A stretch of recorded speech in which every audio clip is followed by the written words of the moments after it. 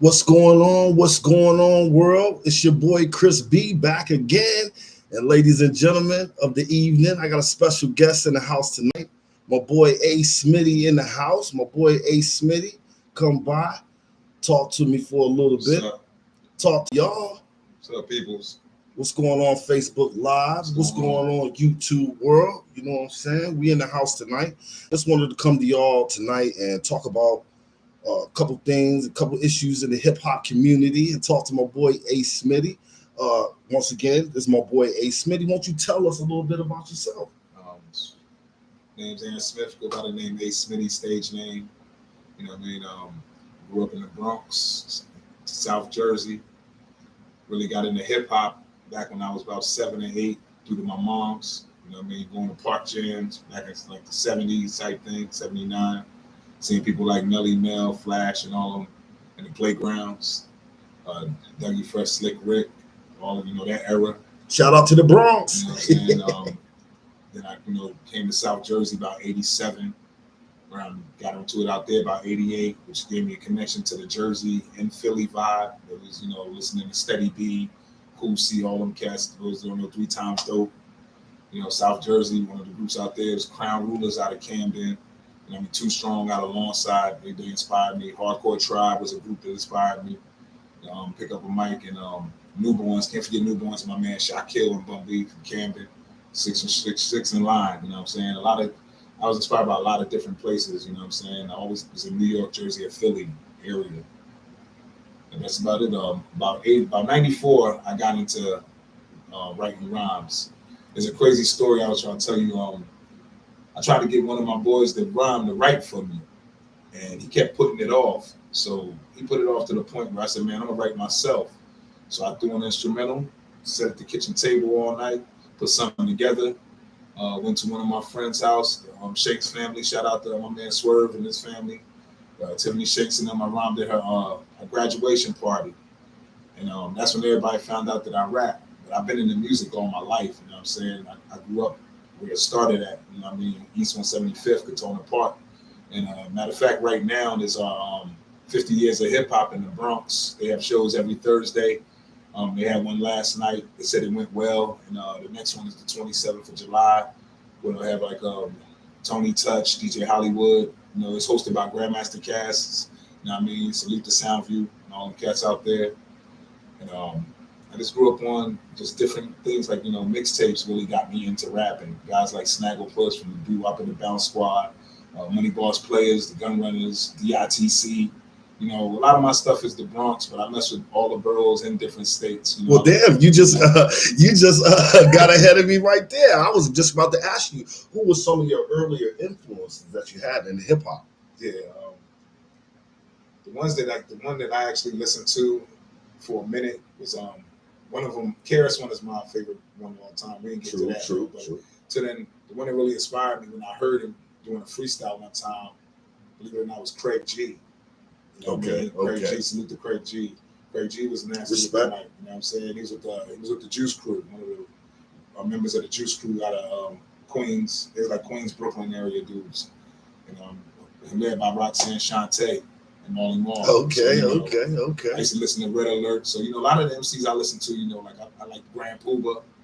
Grand Poobah. Damn right. Nubian. Before them, he was solo. You know what I'm saying? So he did his thing with what was the group Masters of Ceremony. Heavy D, who's not mentioned a lot. Rest in peace, Heavy. You know what I'm saying? They don't mention him a lot when they definitely MCs, great. You know what I mean?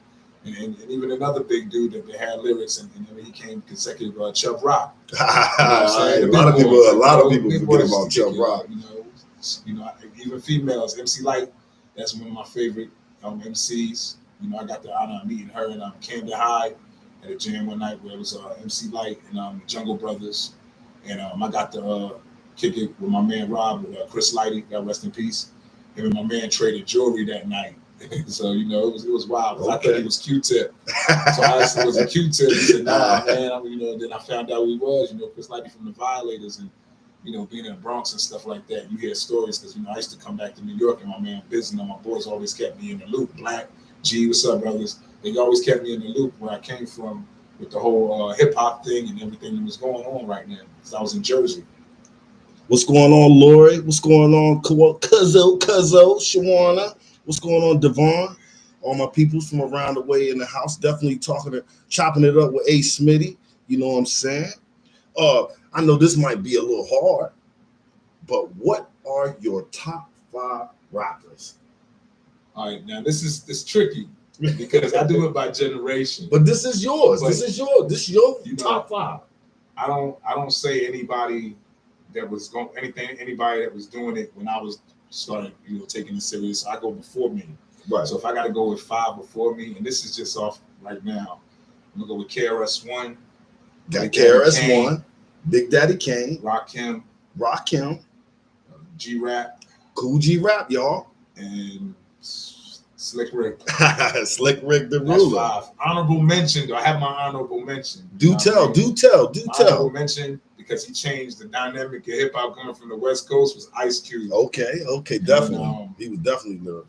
And another one that I could say he would have had a good career if he kept, if things didn't mess up with him, was from the West Coast, was DOC. Yeah, his album was straight fire. Yeah, his joint changed the game too. And if I had to go with anybody in my era, like the 90s, you know what I'm saying? Man, I gotta go with Big Pun, Big L. Okay. Let me see. Who else? I throw Big in there. You know what I'm saying? Definitely got to throw Big in there. I think. One not mentioned, but he had bars and he spit his thing. Shout out, rest in peace, Sean P. Sean Price. What's going on, Kev? What's going on, KP? K Plus? Who else? Jeez. Dang, man. That's a nice underrated. I say, I go with Redman. Fact, yeah, definitely. I replaced that, scratch that. Trench. Okay. Trench is not mentioned in Trench. You listen to any of his material, Trench was fire, and he real. Shout out to Newark. Newark in the house. Definitely. Thanks for the people stopping by, showing some love in the chat.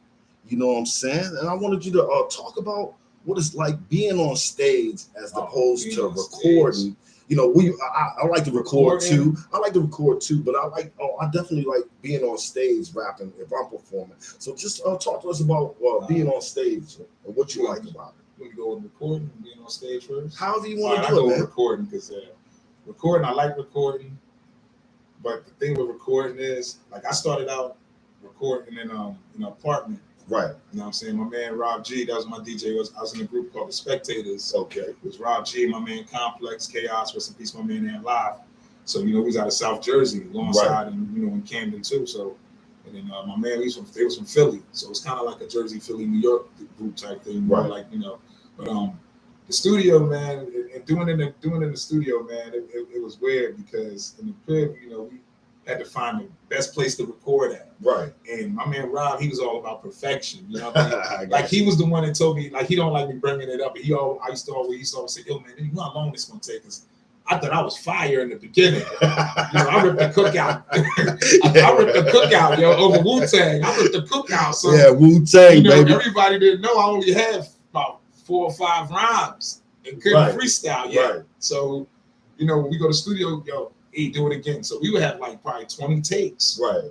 So that got me into the process of memorizing everything that I've ever written in my head. Right. I got everything from probably 94 to now in my head, like a file cabinet. Like a supercomputer. I do books. Okay. But usually I just try to memorize everything. I might jot it down and memorize it. But first time in the studio was in Philadelphia with a DJ named DJ Misery. He was one of the World Supremacy DJs. Okay. With Fresco and Miz. It was back when they had a song called We Don't Play. Ain't You Fresco. He was from Brooklyn and he was from Philly. So he was like under Jazzy Jeff. He was like not under, but he was in the same hood as Jazzy Jeff. So I'm in there with my man, the man they call Lux, my brother QB's cousin. He got us in there. So me and my boy, we in the booth, we got the headphones on, and we only seen this in videos. So we paying like $50 an hour. They upstairs. It was called Third Story Recording. Will Smith recorded there. It was studio, Gamble and Huff, Patti LaBelle, you name it, they recorded in the studio. Okay. So at the time, it was a group called Ram Squad, and they was coming out of there, and the man they called Lux. It was on 56 and Walnut, Philly. So we down there rapping, and we bopping. Because I seen, I thought you Bob. Right, So right, dude right. stopped the music like, yo, you gotta stay still, man. Because I didn't know about picking up the sounds and stuff. He could hear me moving back and forth from the mic. Right. So after that, when they told me what to do, I understood it. Didn't know how to count bars in the beginning. Right. I learned how to count bars at that studio. I learned a lot of stuff, and we was only there for like a couple of weeks or so. We wouldn't come in that much. They used to help us mix the sounds down with my man Rob made the beat. That's back in the analog days, y'all. Analog. 2000. They was using a Kaya 2000. Shout out Tyler. What's going on, Tyler? What's going on, Mark in the house? Marky Mark. You know what I'm saying? Recording it gets frustrating because as much as I can sit at home and do my thing, all right, I got to memorize. Let me go. And you paying for all y'all artists. Memorize your stuff before you go to the studio. If you're paying 50, well, it's 2023. If you're paying 100, whatever you're paying, even if you're paying somebody at their crib, memorize your music first so you don't be messing up. Go in there ready to record, do your thing, and party after you finish. Because when you sit in there partying, it's time wasted and you're tripping up. But now y'all can punch in. So, y'all do y'all one too, because everybody punching in now. I get it. But I like stage. Stage is my thing. You know what I mean? I think my first show was I opened up for a rapper named Keith Murray. Keith Murray was my first show in Camden. Shout out to my people's Luke Cummins from Camden that put me onto that show. That was our first joint. And it was wild because we was like one of the opening acts. And when we went on, the crowd was feeling us. So me and my man, we looked at each other like, yo, we got it. What's up?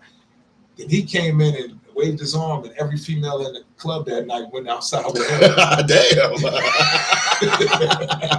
So we kept going, and we kept going. We didn't stop. And everybody, showed love. It was on the strength of my people owned half the club.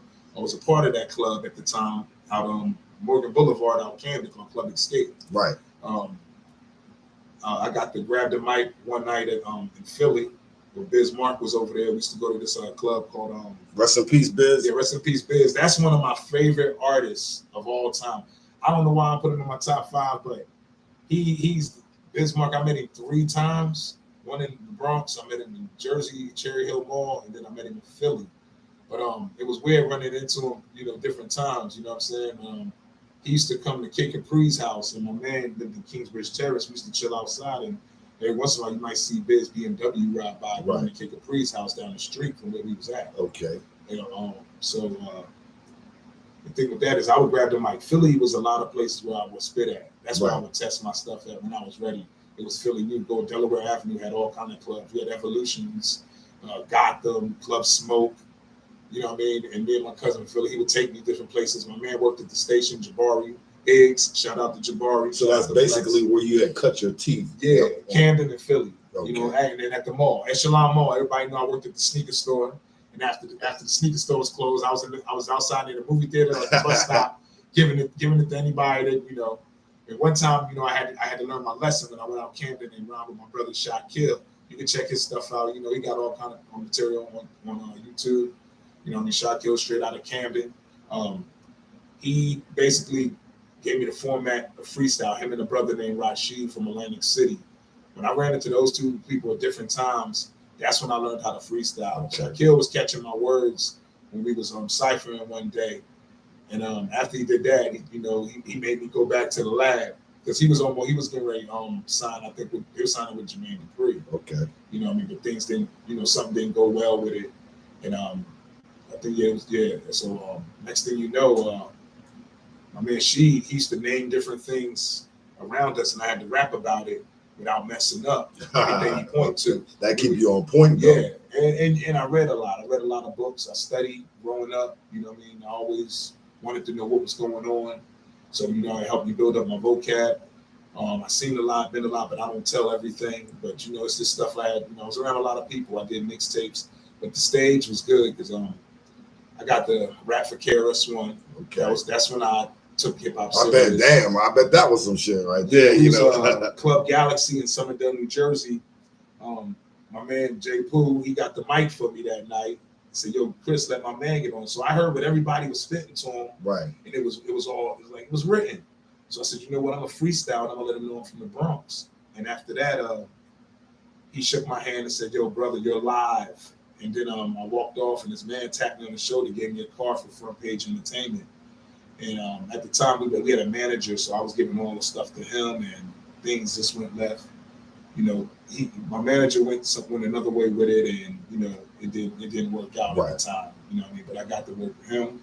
I got to see him. I got to open up. Well, kind of took the stage the night Biggie came there. Same club, Biggie came and did like 2 songs, but I went on before, and he got to hear me. So when I seen him nod his head, that's when I felt like, you know, okay. You know, he wasn't there long. Like I said, my man Jabari and a few others, Zulu, the one-man gang, he was on 103.9. They would bring the artists there. So, you know what I mean? I got to spit, seen him nod his head. When I seen a hip-hop artist acknowledge me, I didn't run up to him like, oh, can you put me on? I'd be like, okay. They're feeling me, so that means I got to work harder because now I got my foot's in the door. Because I'm going to studios where it makes sense. Definitely. So stage helped me with talent shows in Pensacola, New Jersey at the Stardust Ballroom. Anywhere they had some, I opened up for Mos Def, Yasin Bey, you know what I mean? Salam Alaikum, brother. I opened up for him at the Free Haven Masjid in Lawnside. He gave me some good advice. He didn't put me on. He told me something, and now I understand what he was saying. He said, I can put you on with the people I know, right? But I'm not guaranteeing you that they're going to treat you the way they treat me. For sure. So what I'm telling you is, keep doing your material, keep doing your thing, and try to get me to go towards Ruckus records that was out at the time. Right. Eminem and all of them was a part of that album. Talib Kweli, High Tech, they always on that joint. Right. It was a good collaboration album. You know, shout out Thurston Out of Third, Low Life. So I came back to town where I'm at. I was living in Covington at the time. Right. And you know, I finished that show, jumped back on the train, came back down here and worked. And did a lot of music down here. I did shows in West Virginia. We had a club called the Clover Club. Shady Records was there one night.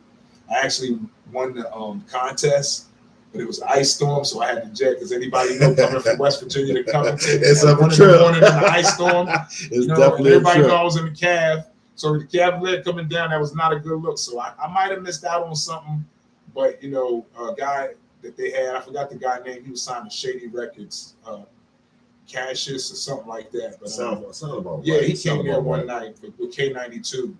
So other than that, you know, I used to go to places in Roanoke and ramen stores in the mall when I see somebody doing something, you know. And at one point in time, I realized, you know, it wasn't what I really wanted. Because if I wanted it, I would have reached out. And guy had many opportunities. My brother was a part of a crew called Taliban. You know what I mean? Take a look in Black American neighborhoods. He was out of Harlem with Cam and them, Luca Brasi. Shout out to Gumbo. So, you know what I mean? He always gave me different things. They always gave me different tools to make money other than hustling in the streets. A lot of my people's always kept me from the streets. I was never in no big time street stuff. I was the rapper. You know what I mean? I was the rapper. And other than that, I worked. Everybody know me from the sneaker store. I don't hide nothing. Everybody know me. They know I was the coolest dude in the sneaker store at the mall. Shouts out to all the people that's coming in. Me, but you know, stage, I love it. You know, even down here, I would do festivals down here through Chad Nichols and Loose Change. Shout out to them. You know, we would have him in Callahan. The one he had last year was a good turnout up in West Virginia. So you know, he always invited me and showed me love. Him and his band and his crew, they always showed me love. So he goes, if something came up when they could do it, if the crowd was somewhere where I fit in, he would call me. If the crowd's not something I fit in, he wouldn't call me. But usually when he calls me, it doesn't matter who's there. I know what I'm going to do because I can read the crowd. I know what kind of music to bring. No doubt. And what I've been doing lately, so you know, I just turned 49. You know what I mean? Juneteenth. Respect. So you know, what I do now is I look at a lot of the new artists out here in the town I live in, Covington, Virginia. Shout out Tina. Shout out Della. Nicole in the house. What's going on, Johnny? What's going on, Johnny Good in the house? So, you know, other than that, it's just been always music. And I love music. I love 70s, 60s. I grew up with my grandma, and she always taught me music. You know, she was in a group in Harlem back when Frankie Lyman and all that was going on. Okay. My great grandfather played at the Apollo. So, you know, that's definitely a perfect segue into my next question, because my next question for you was going to be, What do you think the state of hip hop is today? I thought about that. If I say we need to wake up and do this now, I sound like the same old head that said that. Get off my lawn. Sometimes when you be around Tasha, you forget, you turn into the angry old man. I'm not the angry old man, not the man around. I love what y'all doing. I don't condone some of the fashion. I don't condone a lot of the fashion, but I understand times change. You know what I mean? Definitely. We will, our jeans, man, could drop us out of plane, man. We could probably float down how backyard Jones was back in the day.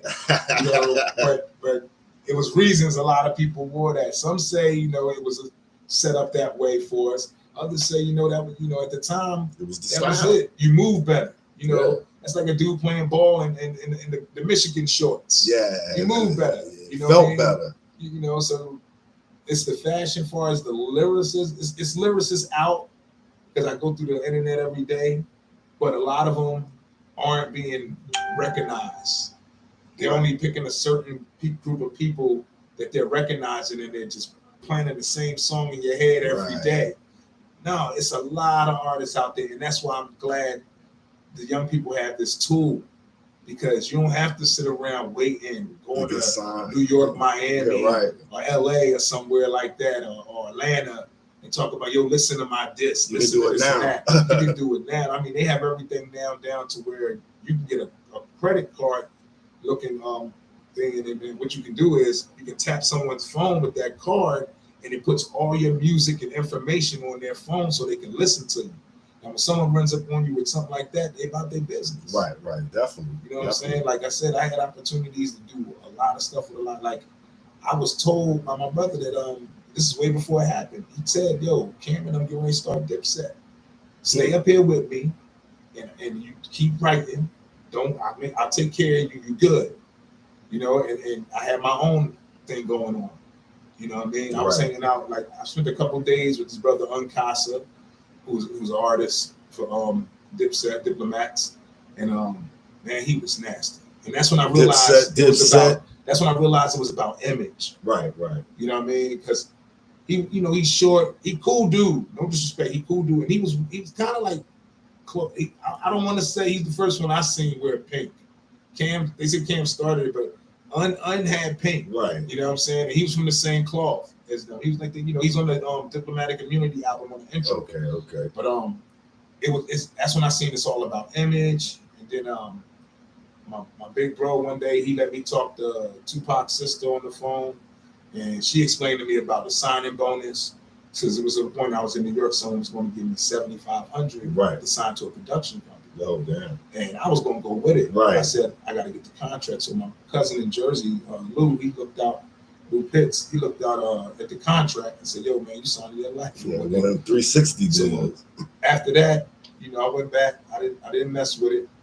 My bro put me on the phone with Pac's sister one night, and she explained, the sign. I said, "Yeah, they said 70." She said 75,000, baby.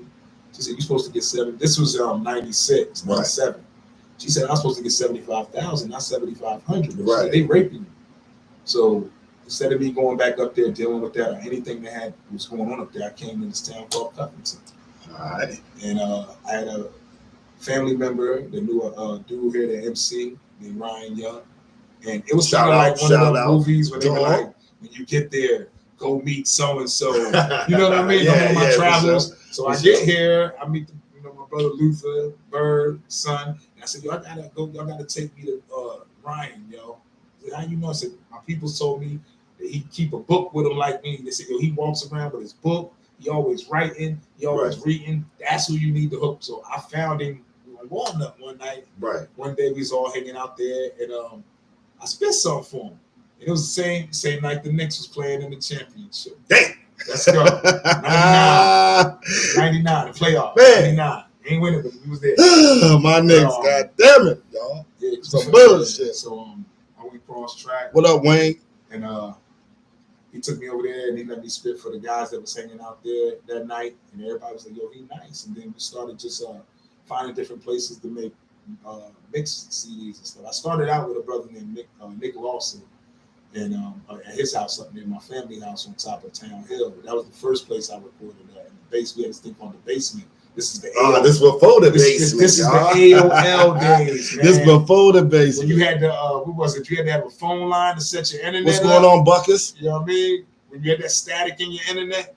Yeah, he was recording, man. So I recorded some songs with him. I taught a lot of guys how to if you didn't have the popper, I taught them how to make one with a stocking. Okay. And how to do ad libs. At the time, I was, was there watching and learning different things. At the time was Negatively Nicely. He was there in the beginning with me. You know what I mean? Okay, Negative, we see you. You know what I'm saying? That's my man. What up, man? So we did some stuff there, and then I started working with different people in town. We going to different houses, and they got something set up. And you got about 25 dudes in there. I remember them days. Everybody want to grab the mic. Everybody want to do the beats. You know what I mean? But I looked around like, yo, I could stay here. What's up, cuz? Demers? I always looked around like, I could stay in this community, man. I think there's a lot of people that came down here that was related to me or friends of mine. They couldn't hack it. They're like, yo, I gotta go. But I stayed here and I like it. I found wifey here, man. That's right. You know what I'm saying? And VA is for lovers, y'all. VA is for lovers. And she played a big part of the transition and change and everything that I go through. You know what I mean? She by my side all the time. Okay. You know what I mean? No matter what. So when you find a good woman, then she ended up getting pregnant like a year and a half after we got together. And I told my people, yo, I'm staying. I was supposed to come down here and write music and get myself together because right before I came down here, right, I lost a battle in Philly to an up and coming rapper named the Boy B. Right. At the Benjamin Franklin Electric Factory. Right. I lost to him there, and it was the night the Locks was there, Rough Riders was there, Lord to Repeater Guns didn't show up, so I made it to the final round. Right. And we went to sudden death, 3 rounds. Oh damn! And the Boy B got me in the 3rd round, so that was my first L. Right. So I'm like, now humbled you a little bit. But here's the deal: the Boy B, mm-hmm, he got signed. Right. Cassidy, yeah. It was Cassidy. Yeah, okay. You know what I'm saying? Cassidy. And he was killing. He was killing on the radio. We had a joint called The Cypher. You had Eve, who was Eve of Destruction. Mm-hmm. She was killing it like 5 days in a row. Too, yeah. You know what I mean? And then you had Cassidy, he killed it. And if you didn't kill it, they let you hit the crickets. You know damn. I want to hit the crickets, y'all. Y'all want to hit the damn crickets. Colleges, I would rhyme up King University. My man Flex went to King, so he would take me to King. Method Man used to be up there. And then William Patterson University, I used to go there and rap. Mm-hmm. We go to blocks in North blocks in Philly. Supposed to battle Beanie Siegel one time, but that didn't go through. He was in New York getting signed at the time. That's the wild thing. My man Yomi took me out there with his cousin James, and they was going to set that up. So when it finally got set up, it wasn't for me to go out there with the people I was going to go with, right, because at the time in Philly, it's a different breed of rappers. Right. Philly, you can spit that thing, but you got to remember, man, what you say, they're going to hold it against you. So if you're talking that I'm this and blah, blah, blah, but you right. that, somebody got there that. Put in receipts. Someone will say, okay, somebody gonna try to let's check see who he is before he leaves. Right. So and they let you talk your talk, but you got to walk it at the end. And it's saying, and a shame what I got to say is it led to a rapper one time in that time period getting killed, 15 years old, right, shot over a battle. Oh man, that's crazy. You know what I mean? That's crazy, y'all. I rap 12, Stop the violence. 12 o'clock at night. And I used to rap. Shout out to High Mills. People's out of Camden. One dude I knew that was spitting from Camden, and he never came out, but I heard him spit some stuff every time I met him. Was a dude named Baby Ant. Right. He was I think he was from Pollock. I'm not sure, but I always ran into him in Pollock near Camelot. Everybody knew where that's at in Jersey. But like I said, I came down here, and this is it. I did music. I think I did more music down here than I did up there. Okay. My man Luther, with my DJ Luther, he would let us come up on the hilltop, Hunters Hill. All right, Hunters Hill. Shout out Hunters Hill, y'all. Those of y'all that know what's going on, Curl, my man Valerie, and live. You know what I'm saying? Shout out my man Twan B. Twan B. We did like 4 or 5 songs together. I did songs with just about everybody. Oh yeah, definitely. You know what I mean? Trenchcoat McGirt. You know what I'm saying? Shout out Everybody, McGirt. You know, Slickovich. You know Slicker what I mean? Vance. I can go, Yeah, I go okay. on, man. You You know what I mean? That's old Everybody, school you know, for you, though. Those y'all don't know. A lot of people don't know, man. I put it out. There's other names I can name, but you know, ain't in the right place. But we anywhere there was some turntables or a mic or anything. We had a DJ used to come here. The funny story is, we had a DJ named Adrian. AJ I don't know, put I it think on. that was his name. AJ put it on. Yeah, he would come out here and do parties at the Country Rock downtown where he used to go in. And he have a mic, so I get the mic every time, no matter what. You know what I mean? I had sometime he had front. Right. At the right, if he see me bugging him enough, like, man, go ahead. Yeah, say for sure. We did a joint. He did a joint in that's crazy. We did a joint in Lexington. I know, dog, you remember this. I remember that. Some of y'all out covered to remember this party. We was at VMI. That joint was hot. So the boys did a show, whatever, and you know, me and old lady, me and my wife, we went. Everybody went from Cub. We there. It was deep. Locals, we deep. So I asked, can I get on? And my man's like, yo, this is already set up. We had everything where it's at, the people getting on. So I said, well, dag, man, my peoples is getting on from Covington. I want to get in that set. My man said no. So I pulled my man, Ryan Young, aka Dog. Yo, Dog, can I get on tonight? Can I get on the stage, brother? Yo, this is my set. I'll let you do this and that, but here's what I'm going to do. I'm going to put the mic right there on that table after my set over. You take the choice to come up there and grab that mic and start doing your music. I said, you serious? He said, yeah. So when his set was over, now I went on stage, took the microphone from the table, told my man, drop the beat. I actually said it like old boy from Wild 'N Out, yo, drop the beat. So he drops the beat, a Locks beat or something, and I just start going in, man. I'm going in, and you can tell some people get mad because my rhymes sound like I'm starting trouble. Right. Because I'm looking at the people from that area. Right, yeah. So, I didn't mean to make it go Lexington, like that. goddamn, y'all, man. Lexington, so the next thing you know, I get on stage. That's Kitty in the house. What's going on, girl? Everybody looking at me crazy, like, yo, what you just do that for, man? It's going to start something. I said, yo, man, I just want to do music. You just want to do your thing. Everybody know that. Shout out to that. Like I said, anytime, we had a couple things where we was putting stuff together at the art club, and the art place in Clifton Forge, the School of Art, the Clifton Forge. We would do shows there. Shout out to Kevin Vaness. You know what I'm saying? Doing this thing. Vanessa thought she was a goddamn rapper. You thought you could rap, girl. What's going on, George? What's going on, George? Shout out my brother, Loser League. Okay. That's one of my up and coming. He's not up and coming. He's here. Yeah. But he's a beast. You know what I mean? And that's perfect segue to the next question that I wanted to ask you on what new artists do you like? I've talked to a few people. I've done a couple of interviews and on camera and off camera, and I see kind of the disconnect that is going on right now between the state of old school hip hop versus new school hip hop. It's like there's no in between to where there's no mentors. In my opinion, you know what I'm saying? What it is is on this.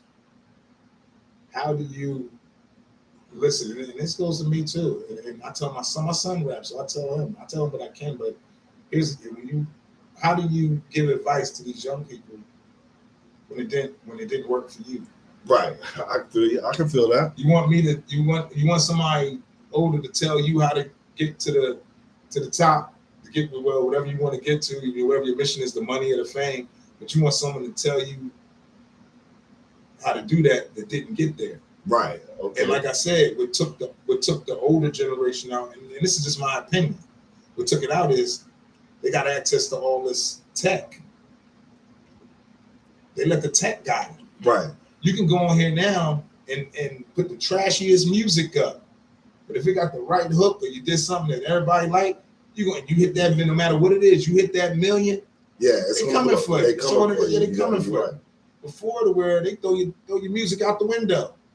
What's up, Keisha? You know what I mean? They would throw your music out the window back in the day. Yeah, they throw your shit like, right out. You want to hear this? Oh, yeah, man. All right, I'm going to listen to it. Man, throw that joint right out. Frisbee. So, a lot of people came with that. But I think the young people, some of them are doing a good job with music because they're independent. And there's a lot of them that have an image that they show you on the internet that's not them behind the scenes. Correct. I had to learn that too.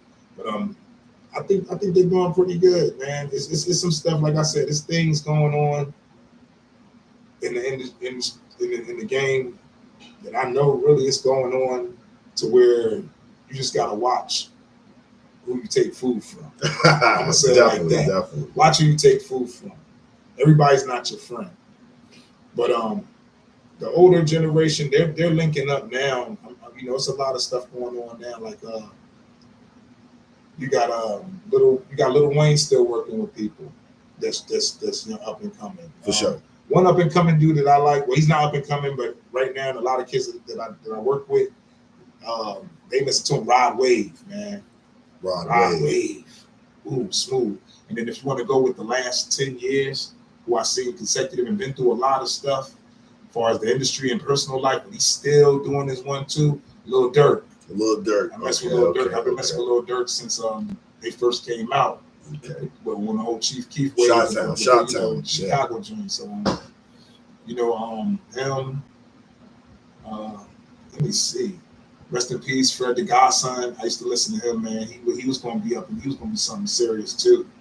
We lost a lot of MCs and a lot of rappers, in the last years. But I would like to see some of the older people. It's getting there because I seen different interviews on different podcasts where the younger people listen to 90s music and rate it. And I can tell it's real when I look at their expressions. Right. Like they'll put Biggie on or something, or they'll put someone that we talk about as classic, and they'll listen to it and analyze it. Right. So right then and there, that's a start, And then you have them using when they start using a lot of beats from the 90s and the early 2000s. Right now, they jumping in the wave for the early 2000s. Right. Because I know for me personally, my children, like my sons, like they may listen to some of the stuff from the 90s, but most of the time when I used to play that shit, they used to come on down. My kids know my kids know all about hip hop. If anything they learn from me, it's music. They'll tell you, they grew up on each of my children grew up on a different generation that I embedded in them. To where they was like, okay, this is what I'm listening to. My daughter was more Wu-Tang, Biggie, Nas, Mobb Deep era, Outkast. What's going on? Warren, April. One person that made a big thing in rap that you probably will never hear him in the top 5. But I think he had a time where I call it the year. They got a year where Jay-Z got left back. Right. You know what I mean? And he's supposed to come out, like if it was school, he was supposed to come out of school with Biggie. Right. Nas, with what's the album? Reasonable Doubt. Reasonable Doubt. But it did. It came out the same time though as it was written though. 96. Yeah. By that time, going to 97, Nori had the torch. Right. Nori was making a lot of noise. When he got with Neptunes, and even before that with the War Report, but Neptunes took him to another level. For sure. But the NORE album. And that was in the middle of when everybody was trying to find a spot because Biggie just passed. Right. So you had everybody. Then you had Big Pun coming. You know what I'm saying? Then you had, Big L still was out there. So, but back what you say, they're listening to that music, and some of them are just taking the beat and using it, but some of them are using it and inviting the artists who originally did the song on their track. Like you might hear, you might go to a show one day, no doubt, and hear Ice Cube, Melly Mel do the Message. Right. And after now that song, personally, that song turned me out. The Message. That was the first rap song to turn me out that I really fucked with, and I love The Message. So a lot of people was Rapper's Delight and all that. Rapper's Delight. My joint was The Message. You know what I'm saying? That right there was just something. Every artist just about from that era hated Rapper's Delight. The ones that was coming out, because that was Grandmaster Caz verse that Big Bag Hank did. That was Grandmaster. Right. He even spelled Grandmaster Caz's name out. Didn't even change the verse. Damn, that's straight. But but they didn't care because that wasn't what they was trying to do. What's up, Kathy? Now the one that really got me, if you listen to Spoonie G and the Treacherous 3, from the south to the west to the east to the north, Love Rap. That was the one that took me like, whoa. Right. You hear that beat, Oh my gosh, it's called Love Rap. Love Sweeney Rap. G. Mm-hmm. He was the godfather of hip hop. Okay. You know what I'm saying? And I always took a liking to Curtis Blow and Yeah, Run DMC, definitely. Beastie Boys. You know what I mean? The early LL. And what I respect about LL, that man name said it all. I went to his concert. His name was Lady Love Cool James. And my man is doing TV shows. He's still. And here's the kicker. My man kept his hat on for 20 years. Right. You're right about that too. The fans ain't see his head until he did a movie. Final Shark. What was it? The Shark movie? Damn. With Samuel L. Jackson and them. Somebody out there know the name of the shark. Deep Blue Sea. Deep Blue Sea. Yeah, he took his hat off. Deep Blue Sea was In Too Deep. He took his hat off again. Yeah. But from Hollywood will do that to you. From 84, 85 to probably the 90s. No hat off for LL, man. K goes every day.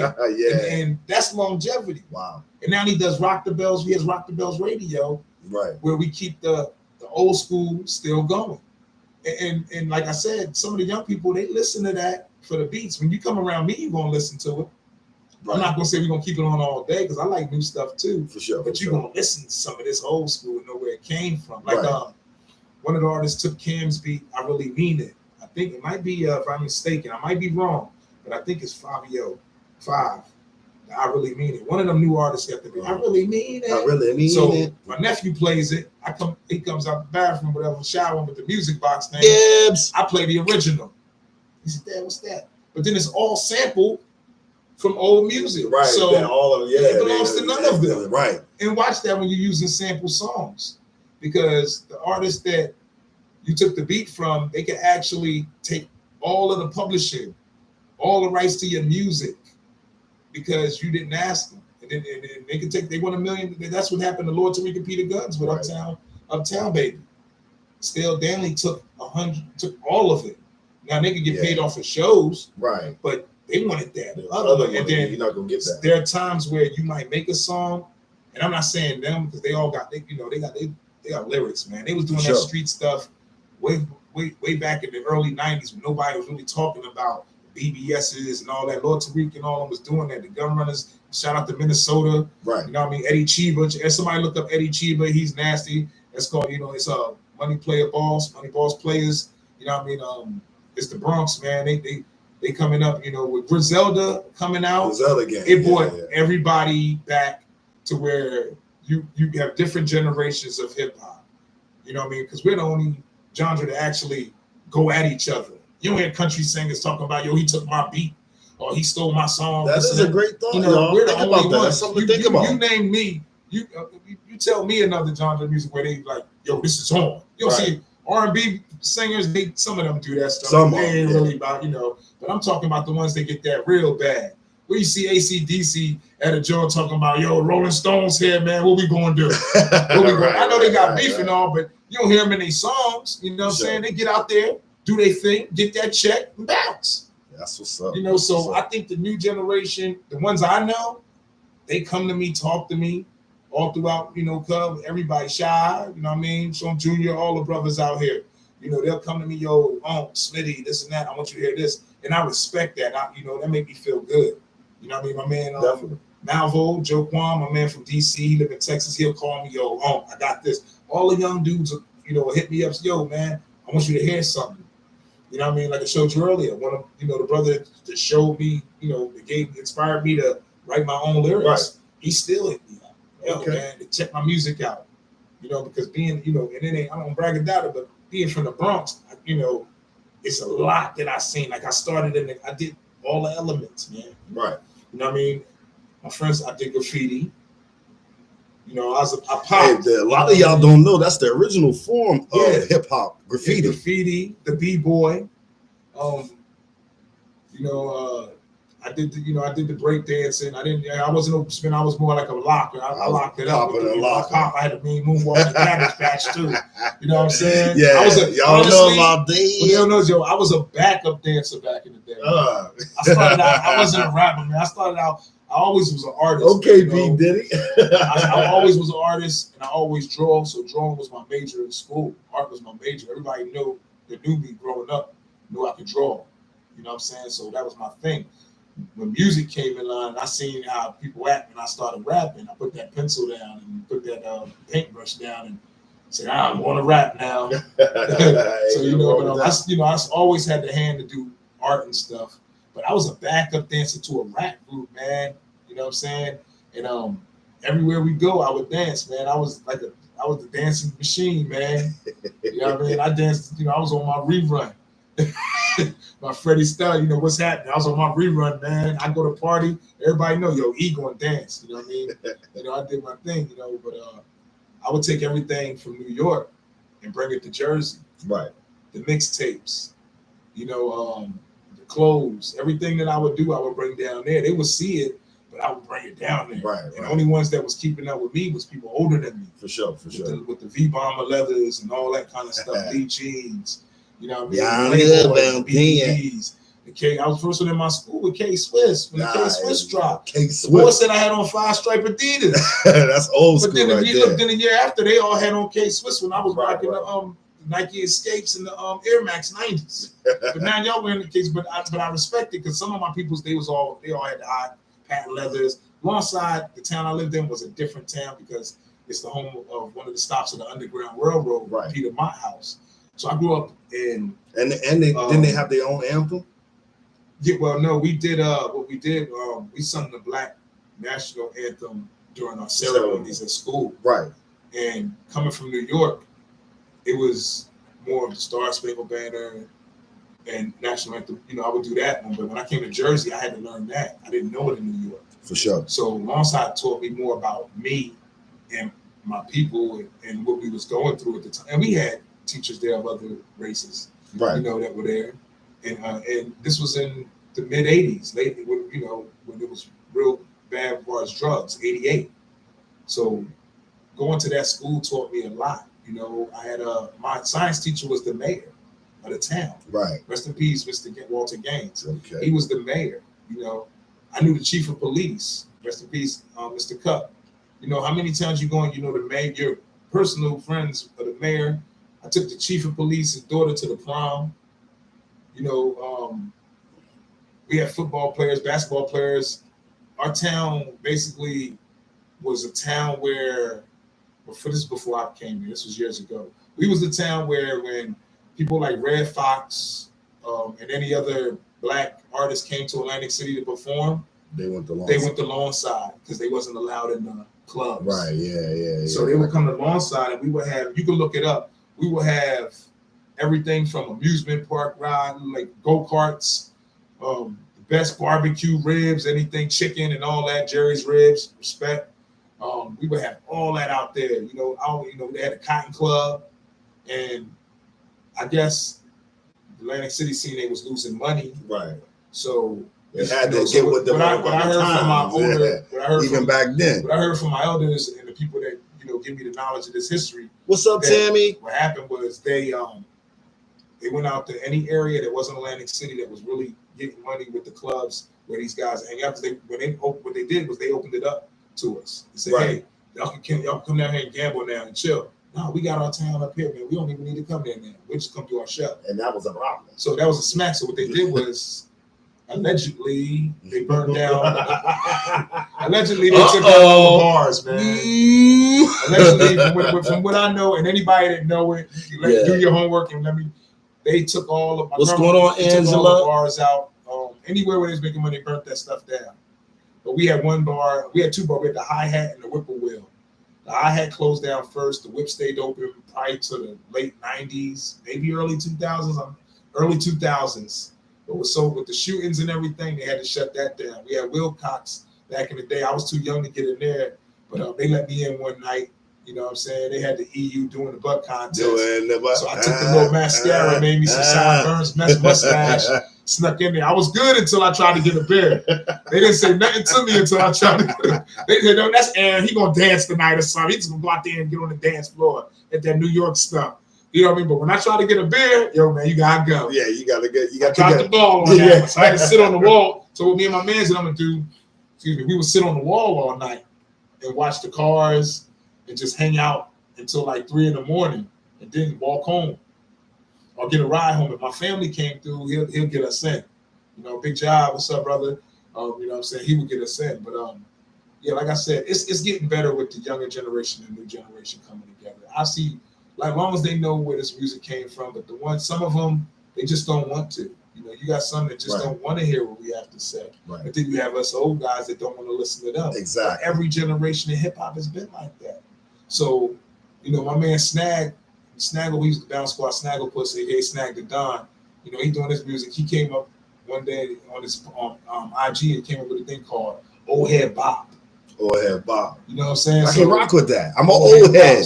I'm an old head. Old Head Bop. What's up, Kevin? Old Head Bop kind of basically it's an era. It's a fan base for our music for sure. So anyone, I mean, I don't recommend I don't go too professional 30 and up. 30 and up, I think you need to be an exec or something. Right. I perform like if I'm like a hip hop Wayne Newton or somebody. You know, they do the same songs in Vegas. You come see me, I'm gonna give you classics, and I might give you a new freestyle, but I'm not doing nothing to talk about. I want to get signed, I like that. You know, I'm not trying to get signed. I'm not looking for a deal. I ain't looking for no big time stuff. My dream was to rhyme in front of 20,000. I think the most I ever spent for it probably is 1,000 to 2,000, but it was worth it. You know what I mean? I don't know how many was at Longside Day that year, but everybody heard what I had to say. But Longside Day, even on a bad day, we do pretty good numbers in and out the park. You know, it's our festival we have every year, and I missed it this year, but it was a good turnout. Shout out to Nana Higgs. Nana Carthor, and what she doing in Cousin Two. But we have that to celebrate Black heritage in our town every year. And I'll try to get some people from Covington one day. It's the last Saturday of June, and we have it every year. It's for the kids. It's a basketball tournament. Usually my man Terrell Baker and my man Carlton Lewis, rest in peace. He used to do his thing with that. That's another one that introduced me with a lot of hip hop DJ. His brother Boo Lewis was a rapper when we was in 8th grade, 9th grade, and you know, I used to listen to them and sit around while they would do their music, and I would say, you know, I know I can do this, man. You know, I know everything about this music, right? But I never, you know. So other than that, man, it's gonna come together. You're gonna see that the other night because you know I plan on bringing a couple young artists on stage this with me on August 5th in my set. I always like to bring a couple new people on my set because I don't want to be up there about me all night. I want to bring someone young out, but at the same time, I want them to understand that you got to take your time on this and know what you're doing. Publish your stuff. You know, copyright your lyrics. Get into all that. Yo, we had to mail stuff off to DC and bring it back. And anything you hear on August 5th is copyrighted. So don't, you know, if you want to give me the bag, take what you want to take, and I'm coming for you. Now being that he just said that, you know what I'm saying, it's been a great, wonderful interview with A Smitty. Definitely was intriguing, mind-blowing, and going down memory lane on some hip-hop and going down to this journey. Now, in closing, we'd like to give the people a little message. Tell them something on our way out the door. But I always went by when I went somewhere what I always go by is don't judge a book by its cover. And the reason I say that is because throughout my roads and travel, I always was judged for how I look, how I dress. But then when you get to know me and understand me and become a friend or associate and we talk, I'm nothing like you probably thought I was. And I heard a lot of people say that, like, you know, I listen to rock and roll. I listen to the 20s, the 30s. I listen to Cab Calloway, all that. I listen to Charlie Parker, Miles Davis. I don't just listen to hip hop. Actually, I get away from hip hop when I want to do music and I come back. You know, and we need to stop the beefing. I told him I wasn't going to touch this, but we need to stop the beefing in hip hop. It's music. What up, Troy? Let's keep it music. Shout out to Troy. Keep doing your thing, bro. I'm always going to shout you out. You notice I don't call it a party or box. That's a boxing event, man. You know what I'm saying? You know what I mean? You are Don King right now, baby. You are Don King right now in the Cub. You know what I mean? Shout out. And but like I said, man, make sure you cross your T's, dot your I's, know what you want to do when you get into this music. And you don't always have to be the rapper, man. You don't always have to be the NBA ball player. You don't always have to be the quarterback and running back. Where's the trainers? Where's the coaches? You know what I mean? The real one, where's the lawyers? Right. The lawyers is the one going getting that bag.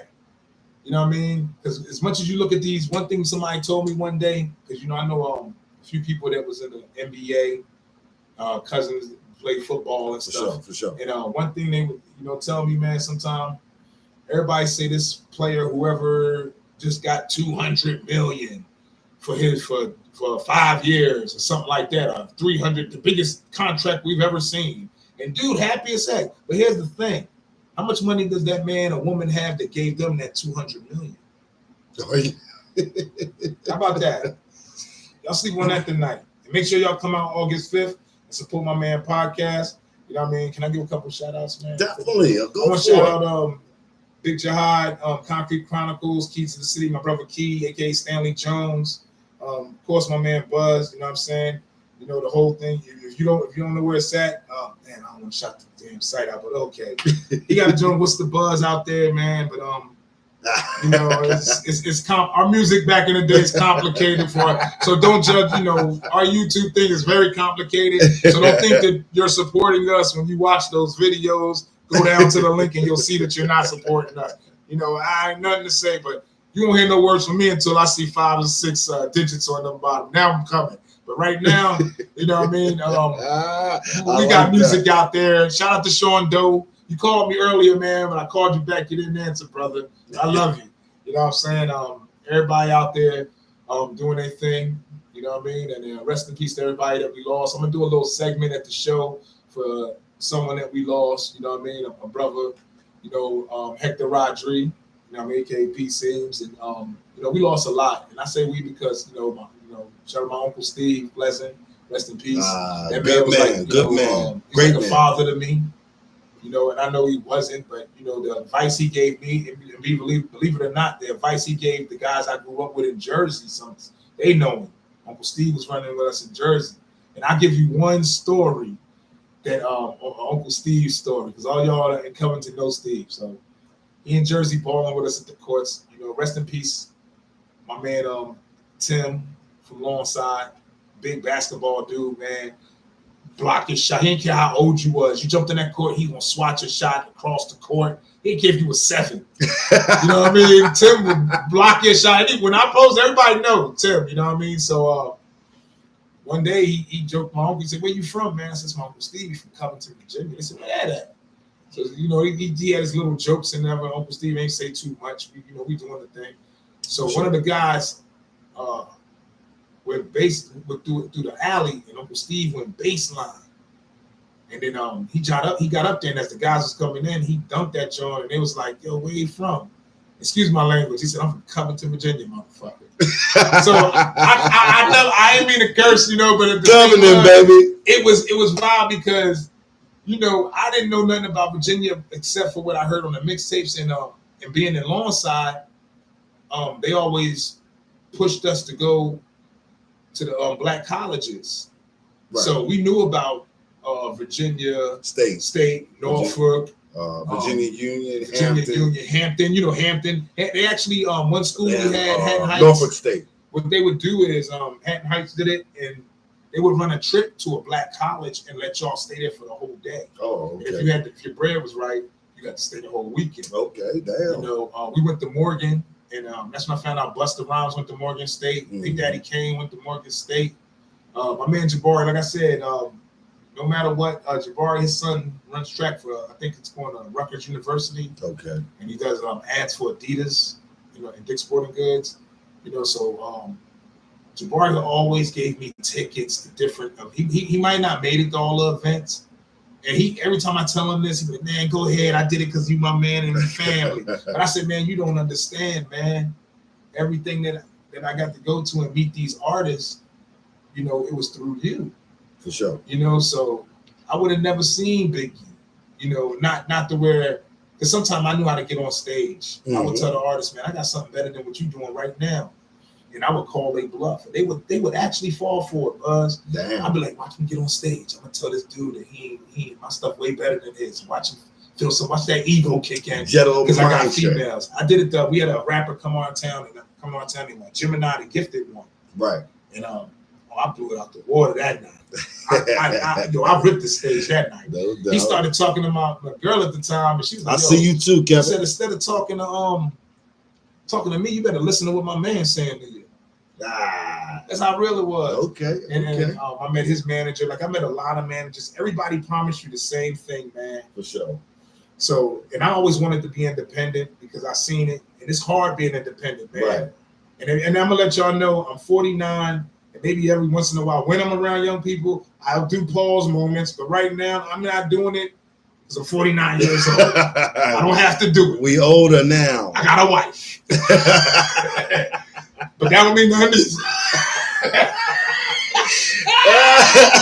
So you know I'm a jokester out here, man. Y'all know how I get down. So and on that note, y'all, we love you. Thank everybody for coming in and tuning peace, in. man. It's been a blast. Each It's one been teach fun. one. You know what I'm saying? Thank y'all, Cub, for coming in and supporting us. Thank you, Worldwide. Thank you, YouTube. Oh, Stephanie Clark. I throw that in there. And we'll catch you on the next one. Peace.